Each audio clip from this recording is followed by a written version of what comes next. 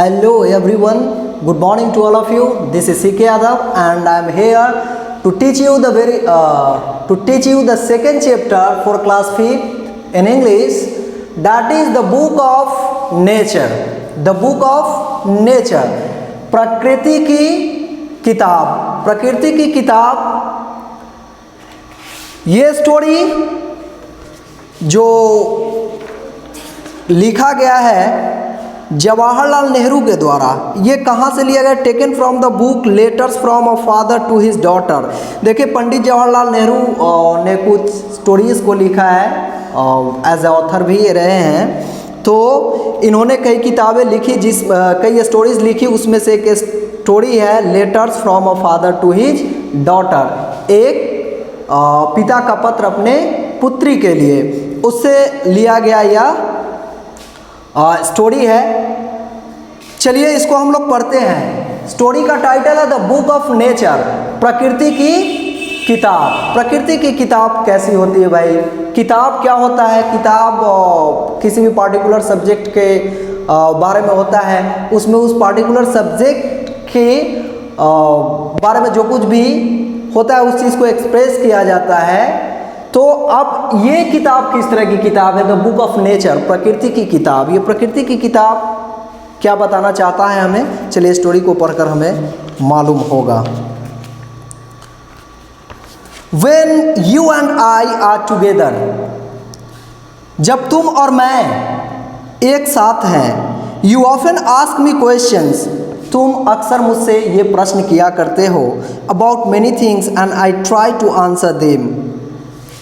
बहुत सारे प्रश्न तुम करते हो और सारे प्रश्नों का जवाब देने का मैं कोशिश करता हूँ। ऐसा पिता जो है खत में अपनी पुत्री को लिख रहे हैं कि जब तुम साथ में होते हैं तो तुम बहुत सारे प्रश्न मुझसे करते हो और मैं सारे प्रश्नों का जवाब देने का कोशिश करता हूँ।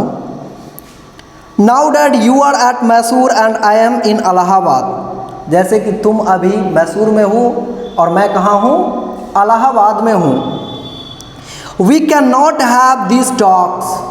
हम लोग इन दिनों बात नहीं कर पा रहे। जो तुम प्रश्न पूछती थी मैं उसका उत्तर दिया करता था जब हम लोग साथ में होते थे, लेकिन अभी मैं इलाहाबाद में हूँ, तुम मैसूर में हो, तो एक दूसरे से बातचीत नहीं हो रही है। तो I am there for going to write to you from time to time short accounts of story of our अर्थ।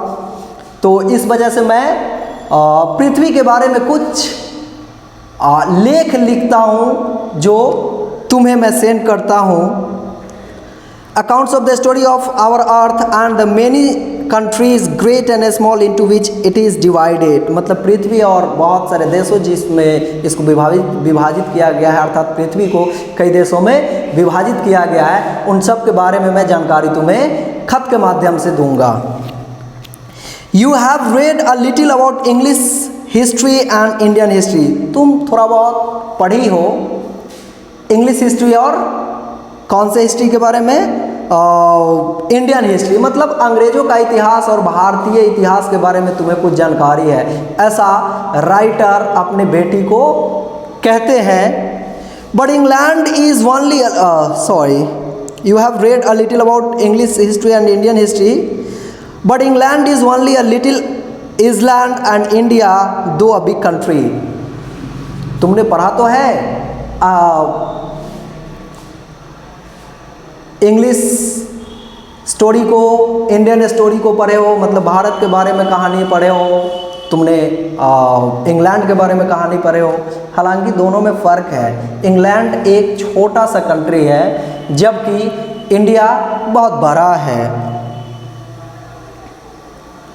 दो a big country is only a small part of earth surface. लेकिन फिर भी जो इंडिया हो बड़ा या England छोटा, ये सब जो है वो पृथ्वी का एक छोटा सा हिस्सा पे व्यवस्थित है। If we want to know something about the story of this world of ours, अगर हम हमारी दुनिया की कहानी के बारे में जानना चाहते हैं हम, we must think of all the countries and all the people that have inhabited it. तो हमें उन लोगों और उन देशों के बारे में जानना जरूरी होगा जो कि इस सतह पे अर्थात धरती पे रहते हैं। And not merely of one little country where we may have been born. और केवल ये छोटे से देश की बात नहीं करेंगे जिसमें हम लोग रहते हैं। आई एम अफ्रेड, मैं भयभीत हूँ। I can only tell you very little in this letters of mine, ये जो मैं पत्र तुम्हें लिख रहा हूँ, मैं घबरा इस बात से रहा हूँ कि इसमें बहुत कम बातें मैं तुम्हें लिख पाऊँगा। But that little I hope will interest you and make you think of the world as a whole, लेकिन मुझे उम्मीद है कि ये छोटी सी कहानी जो मैं पत्र के माध्यम से तुम्हें लिख रहा हूँ, इससे तुम रुचिकर होगी और तुम संसार के बारे में ज़्यादा से ज़्यादा जानने की कोशिश करोगी, ऐसा मुझे उम्मीद है। And of other people in it as our brothers and sisters, सारी दुनिया और बाकी लोग जो हमारे भाई बहन हैं, अर्थात जो इंसान है, एक इंसान के भाई बहन हैं, उसके बारे में भी तुम सोचोगी। वेन यू ग्रो अप, जब तुम बड़ी होगी, you will read about the story of the earth and her people in books and you will find it more interesting than any other story or novel that you may have read. जब तुम बड़े होगे, you will read about the story of the earth, तो पृथ्वी की कहानी के बारे में पढ़ोगे, एंड हर पीपल, और वहाँ रहने वाले लोगों के बारे में इन बुक्स, किताब में तुम्हें पढ़ने को मिलेगा। And you will find it more interesting than any other story or novel that you may have read, और जितने सारे नोवेल, जितने सारे स्टोरी पढ़ोगे, वो सबसे अच्छा तुम्हें लगेगा पृथ्वी की कहानी जब तुम पढ़ोगे तो।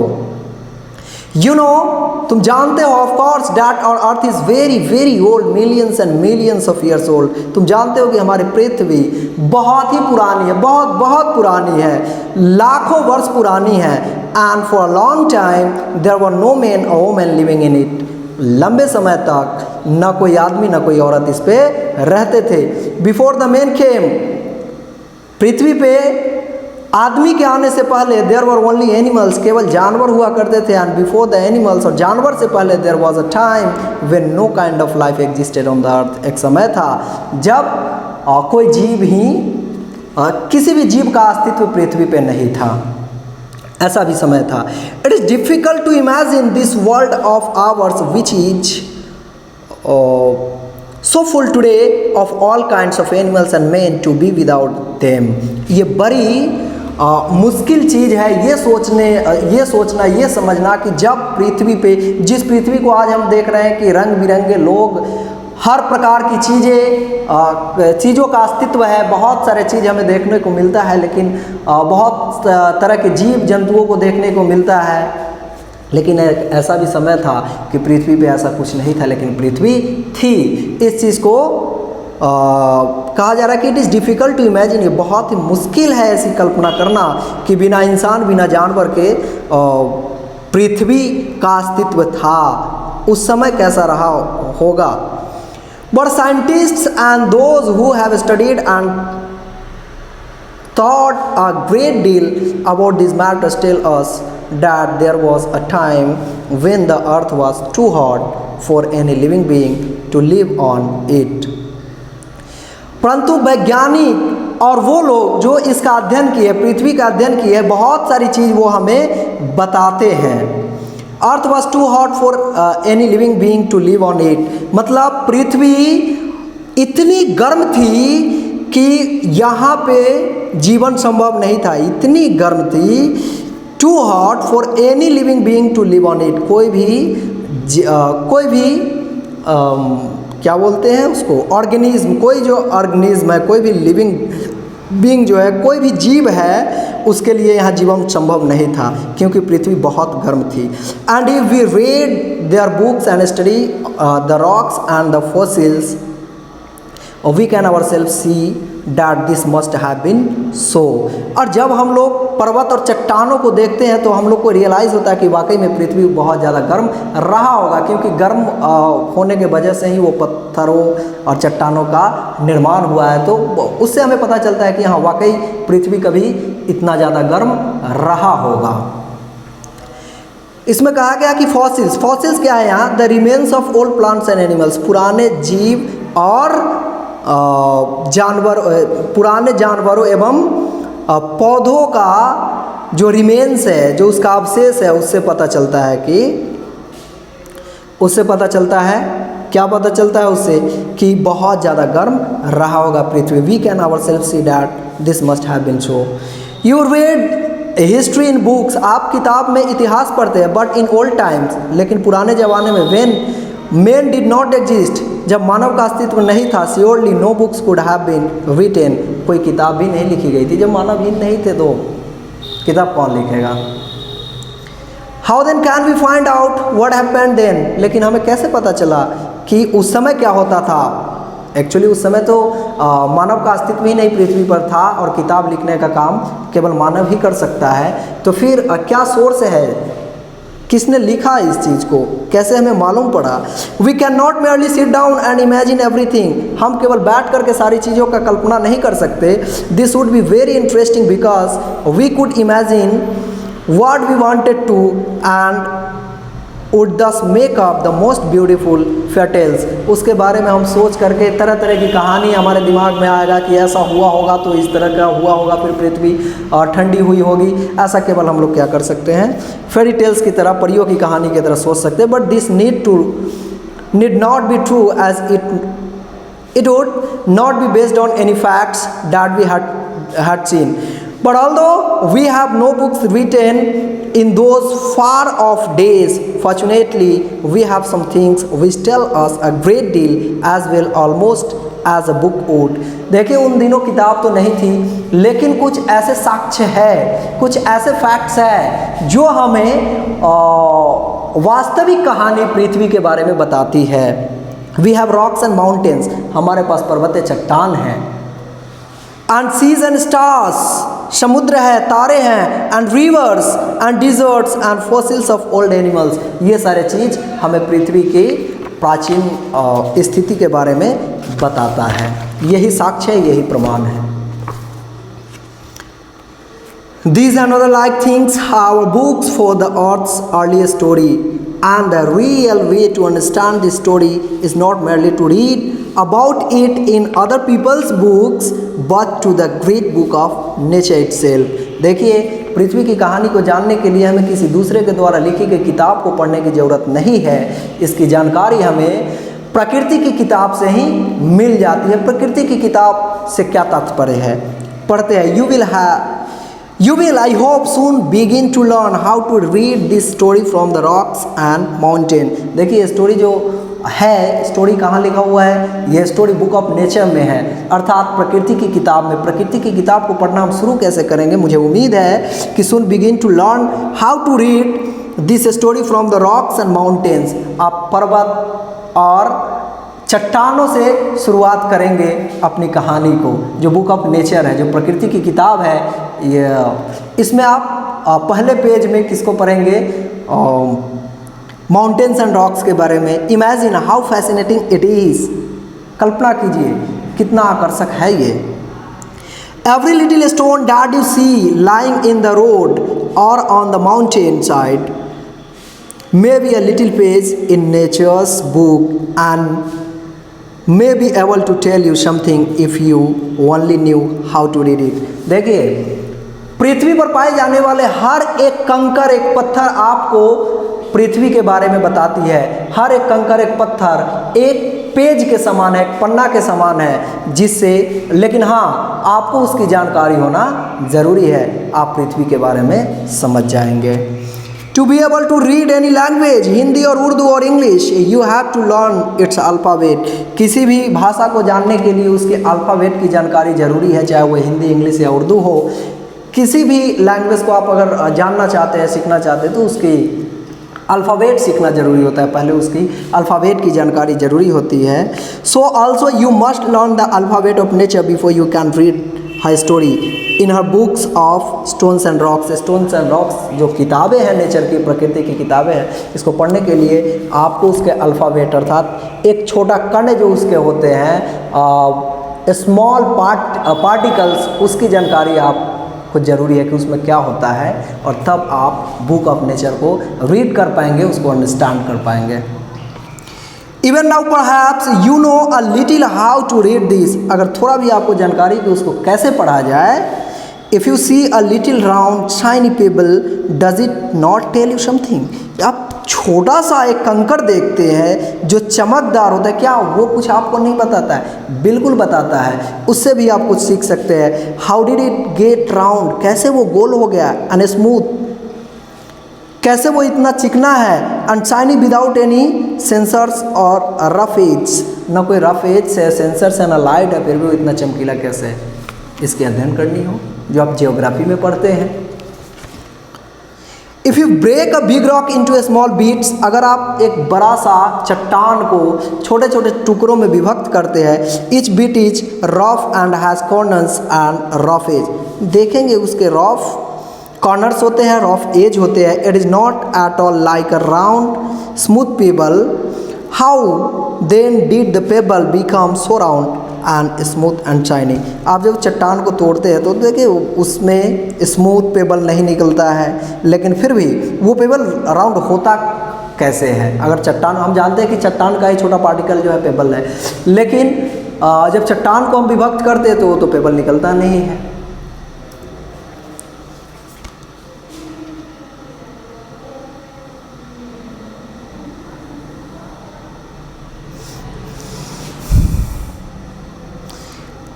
It will tell you it's a story if you have good eyes to see and ears to hear it. आपको ये कहानी बहुत अच्छी लगेगी। कौन सी कहानी? बुक ऑफ नेचर में जो कहानी है वो आपको अच्छी लगेगी। If you have good eyes, अगर आपकी आंखें अच्छी है, टू सी, किसी चीज़ को देखने के लिए, and ears to hear it, और उसको सुनने के लिए आपकी कान इच्छुक है, मतलब उसको जानना चाहते हैं, समझना चाहते हैं और ध्यानपूर्वक देखते हैं, तो आप समझ सकते हैं।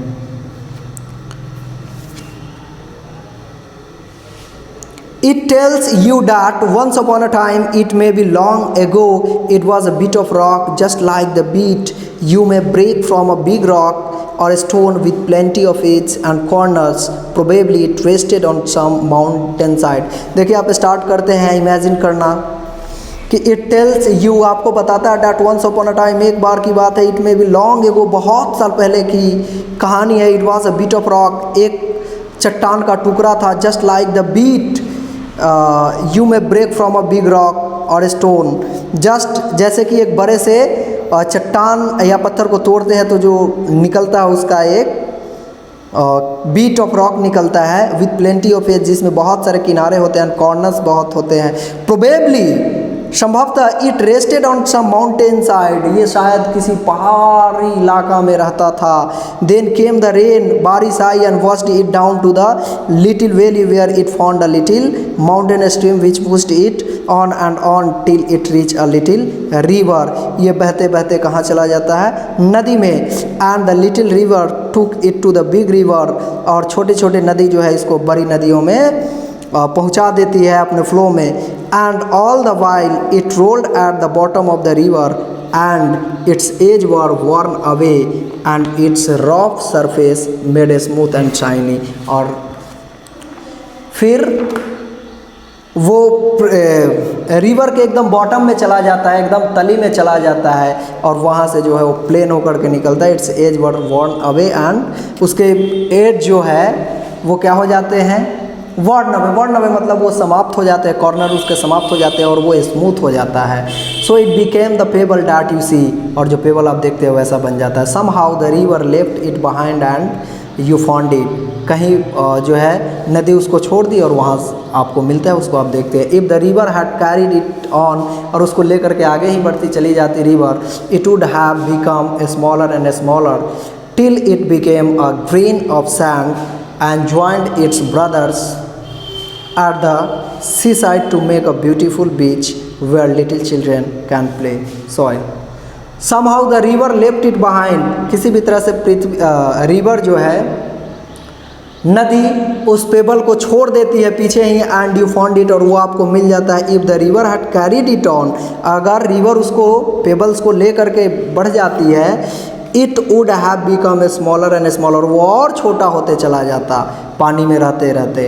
It till it became a grain of sand, जब वो क्या बन जाता है? एक सैंड, एक बालू बन जाता है, वो बालू का एक ग्रेन, एक दाना। एंड ज्वाइंड इट्स ब्रदर्स, और बालू के साथ वो एक साथ होकर के मतलब उसका भाई बन जाता है। At the sea side to make a beautiful beach, और उससे क्या होते हैं, खूबसूरत सा बीच बन जाता, where little children can play, जहाँ छोटे बच्चे खेलते, and make castles out of the sand, बालू से जो है महल बनाते हैं वो, ठीक है। कैस्टल्स का मतलब महल, और वो बालू का महल जो फिर बच्चों को देखते हैं कि वो खेलने के लिए बालू का महल बनाएंगे, फिर जाते समय उसको तोड़ देंगे, और मतलब for their enjoyment they do that, वे करते हैं अपने एंजॉयमेंट के लिए। If a little pebble can tell you so much, अगर एक छोटी सी पेबल आपको इतनी सारी चीज़ें बताती है, how much more could we learn from all rocks and mountains, सारी पर्वत और चट्टानों से हम और कितना ज़्यादा सीख सकते हैं, and many other things we see around us, और बहुत सारी चीज़ें जो हम अपने चारों ओर देखते हैं उसके बारे में अगर हम कल्पना करें तो बहुत कुछ हमें जानने को मिल जाता है। तो पृथ्वी को समझने के लिए, पृथ्वी की कहानी को पढ़ने के लिए हमें बुक ऑफ नेचर पढ़ना चाहिए, प्रकृति की किताब। तो this way my dear students we completed the second chapter the book of nature. In next video we will do its question answer.